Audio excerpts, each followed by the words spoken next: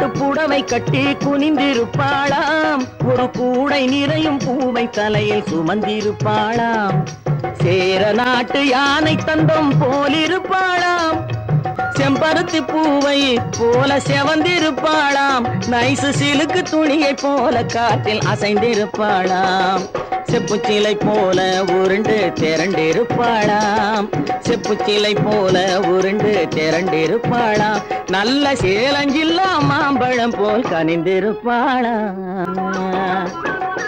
ஊர்வலத்தில் வந்தவள் யார் கூரடி அம்மா, அவள் உடன் இருந்த மாப்பிள்ளைதான் யாரடி அம்மா.